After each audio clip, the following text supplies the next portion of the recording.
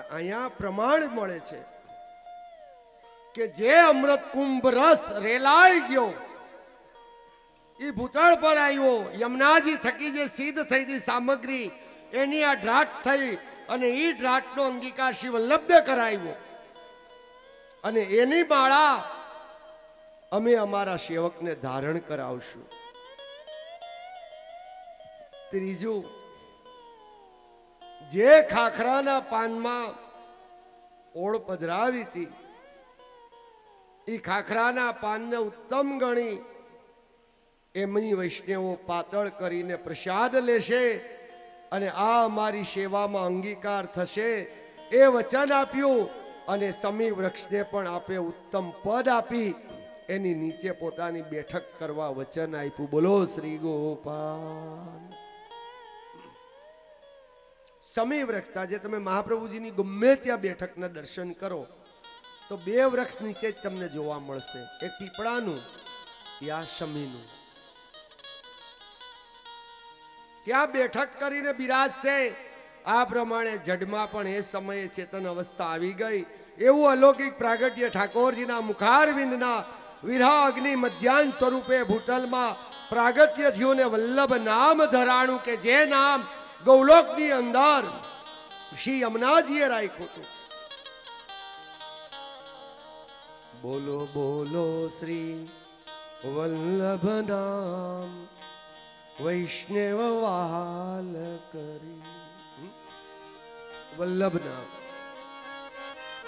વલ્લભ એટલે વહાલ, અનુગ્રહ અને પોતાના કરતા. ઈ વલ્લભ, ઈ વલ્લભ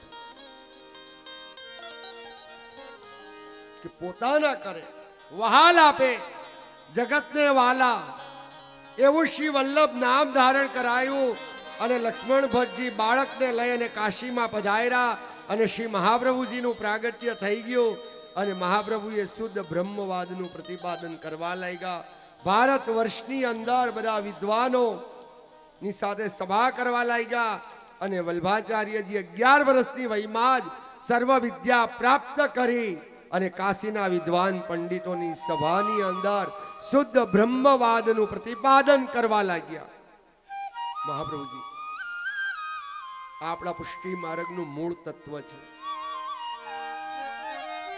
ભારતભરમાં આખા ભારતની અંદર સ્વતંત્ર અંધાઉંધી ધાર્મિક ગ્લાનીઓ સાથે અરાજ કરતા અને જુલ્મનું સામ્રાજ્ય પરવતું હતું.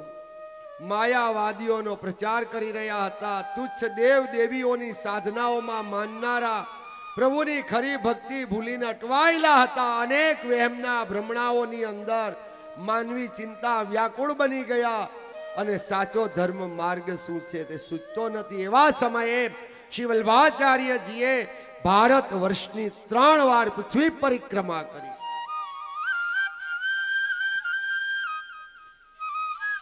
ભારત વર્ષને સનાથ કરે ઉઘાડા પગે શ્રી મહાપ્રભુજીએ. બોલો વિચાર કરો.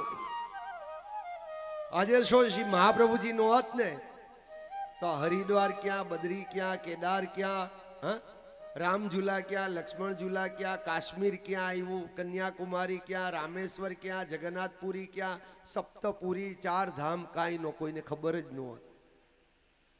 કારણ કે ઈ સમયો યવનોનું રાજ હતું. 1535 શૈકામાં યવનો હિન્દુ ધર્મને નષ્ટ કરવા લાગ્યા.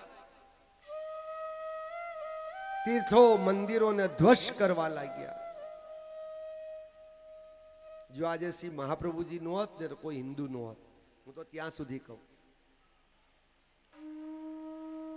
અને હિન્દુઓ ઉપર એટલો બધો અત્યાચાર થાય અને મહાપ્રભુજી શ્રીમદ ભાગવતનો એક આધાર લઈ આખા જગતને સનાત કરી અને સ્વધર્મ સમજાવી માનવ જીવનને બહુ અમૂલી મૂડી આપી, ભક્તિ રૂપીને સેવા આપી. અને મહાપ્રભુજી કાશીથી જગન્નાથ પધાર્યા. જગન્નાથજીની અંદર વિદ્વાનોની સાથે સભા કરી અને ત્યાં બ્રહ્મવાદનું સ્થાપન કર્યું છે. બ્રહ્મવાદનું ભાગવતજી ગીતાજીના એક એક શ્લોકનું અર્થકરણ કરી અને એનો પ્રચાર કર્યો. ભગવદ ધર્મ શ્રેષ્ઠ છે એમ કરતા કરતા મહાપ્રભુજી વિજયનગર કૃષ્ણદેવની રાજસભામાં પધાર્યા. એક વખત ત્યાં રાજા વૈષ્ણવ હતો અને સ્મ્રાત બ્રાહ્મણો પુષ્ટિ ધર્મનું ખંડન કરતા કૃષ્ણદેવની રાજસભાની અંદર મહાપ્રભુજીએ બ્રહ્મવાદનું સ્થાપન કર્યું અને બધાને નિરાશ કર્યા. અને ત્યાં મહાપ્રભુજી 4 આચાર્યોની વચમાં અખંડ ભૂમંડલાચાર્યની એને પદવી થઈ. બોલો શ્રી વલ્લભા કી જય.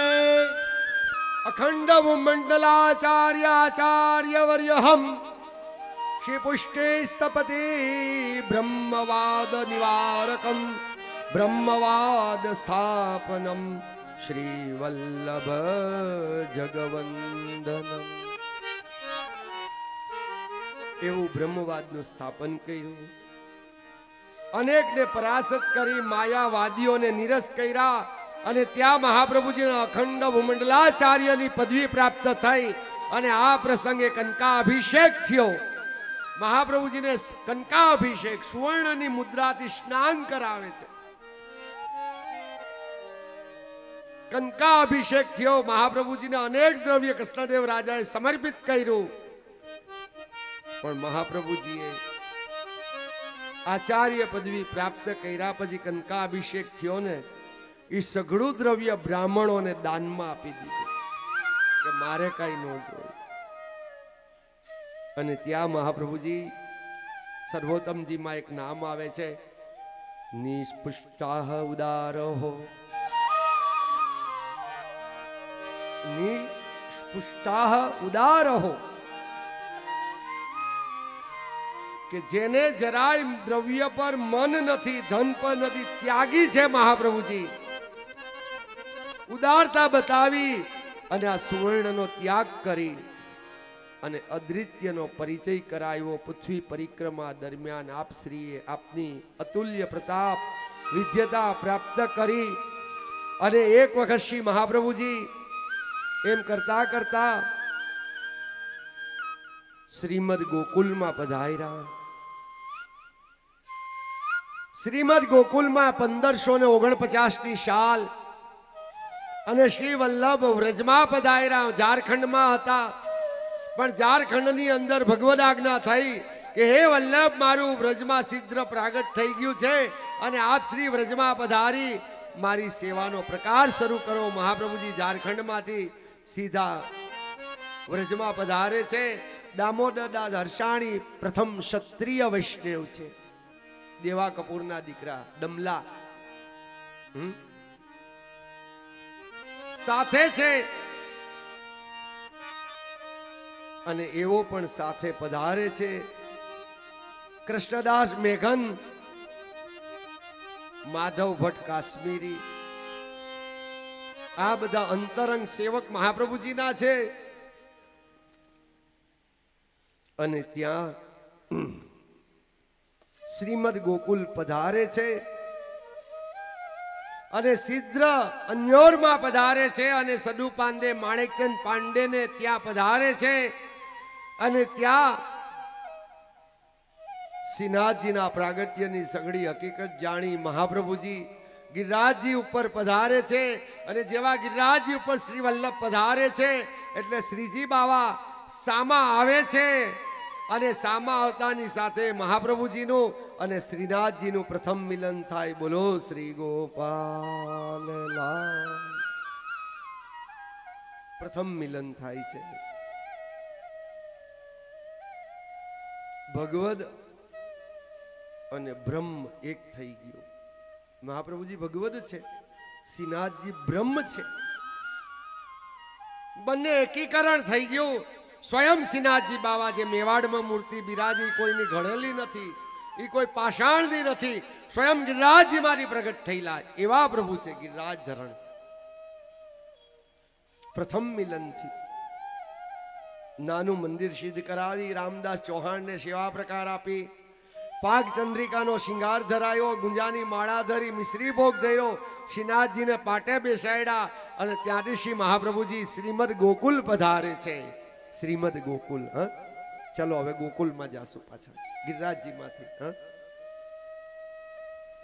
શ્રીમદ ગોકુલ બ્રજ ભૂમિ છે, જે સ્વામીજીના સુખાર્થે બ્રજ મંડળ આજે કલિકાલની અંદર બધા જે ધામો છે એ વેર વિખેર થઈ ગયા છે. એટલે મહાપ્રભુજી ગોકુલ આવે છે અને ગોકુલની અંદર શ્રી મહાપ્રભુજી પધારે છે. દામોદર દાસ હર્ષાણી સાથે છે અને ત્યાં શ્રી મહાપ્રભુજી દામોદર દાસ હર્ષાણી સાથે મહાપ્રભુજીનું સુંદર વદન છે, કોમલ છે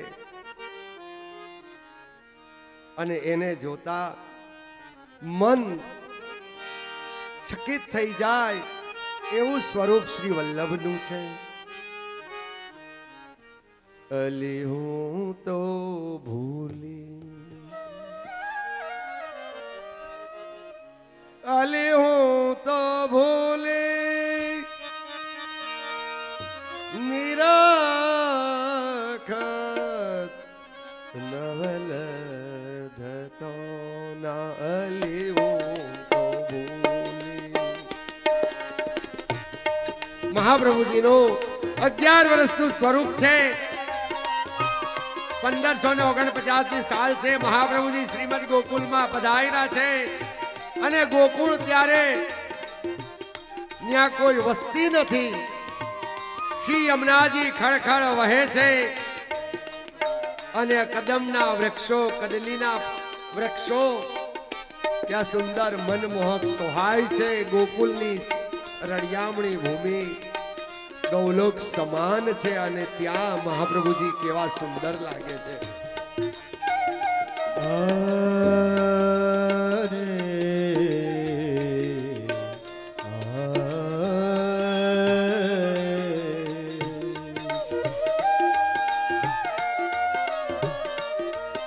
અલી હું તો ભૂલી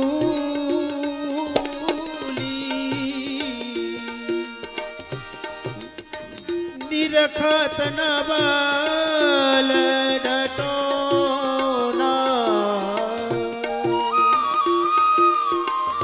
અલી હું તો ભૂલી નિરખત નવલ ઢટો.